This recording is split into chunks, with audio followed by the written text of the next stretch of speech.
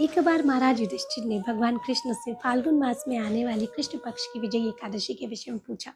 इस एकादशी की महिमा बहुत ही बड़ी है। भगवान प्रसन्न हो जाते हैं और बताते हैं। ऐसा ही प्रश्न नारद मुनि ने ब्रह्मा जी से किया। ब्रह्मा जी कहते हैं, ये एकादशी की महिमा बहुत बड़ी है। इस एकादशी व्रत का कोई भी पालन करता है, उसके समस्त पाप नाश हो जाते हैं और इस नश्वर संसार में ऐसा व्यक्ति सदैव विजयी रहता है। भगवान राम 14 वर्षों के लिए जब वनवास में रह रहे थे, तो वो एक स्थान पंचवटी में देवी सीता और लक्ष्मण के साथ रहने लगते हैं। वहीं पर देवी सीता का अपहरण रावण करके ले जाता है और जटायु उनकी रक्षा करते करते अपने प्राण दे देते हैं और अंत में वो वैकुंठ को जाते हैं। भगवान राम सीता देवी की वन वन खोज करने लगते हैं। अंत में उनकी भेंट सुग्रीव से होती है। सुग्रीव समस्त वानर सेना को हनुमान सहित देवी सीता की खोज के लिए भेजते हैं। हनुमान जी समुद्र पार कर कर लंका पहुंचते हैं और देवी सीता की खबर प्राप्त करके भगवान राम को सूचित करते हैं। भगवान राम समुद्र के पास पहुंचते हैं और लक्ष्मण से कहते हैं, इस समुद्र को भला कैसे पार किया जाए और लंका पर विजय कैसे प्राप्त हो सकती है।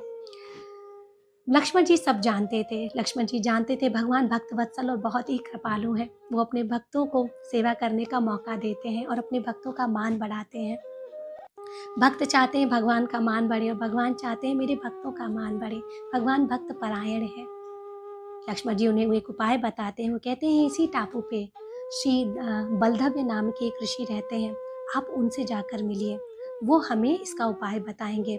भगवान बलधव्य ऋषि के पास जाते हैं और बलधव्य ऋषि सब जान जाते हैं और बताते हैं, प्रभु आप विजय एकादशी व्रत का पालन करें। इस एकादशी को करने मात्र से आपको लंका पे विजयी प्राप्त हो जाएगी। भगवान श्री राम ऐसा ही करते हैं और इस एकादशी का बड़े ही श्रद्धापूर्वक पालन करते हैं। भगवान को किसी व्रत का जरूरत नहीं है विजय प्राप्त करने के लिए। वो सर्वशक्तिमान है, उनकी शक्ति का कोई मुकाबला नहीं कर सकता। पर भगवान अपने द्वारा मनुष्य को ये सिखा कर जाते हैं कि आपको ऐसे ही आचरण जीना है जिससे कि आप धर्म पे चलते रहें और अंत में अपने सारे कर्मों से मुक्त होकर अच्छी गति को प्राप्त करें। तो एकादशी का पारण स्वयं भगवान राम ने किया। तो इससे हमें समझ में आता है कि एकादशी का व्रत करने की कितनी बड़ी महानता है। मैं आशा करती हूँ आप सब लोग इस एकादशी का व्रत का पालन करेंगे और हर एकादशी व्रत को हमें करना चाहिए।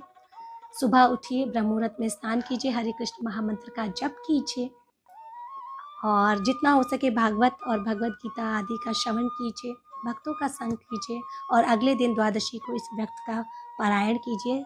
जो उसका समय काल होता है उसी में इस व्रत का पारायण करने का कोशिश करें। हरे कृष्णा।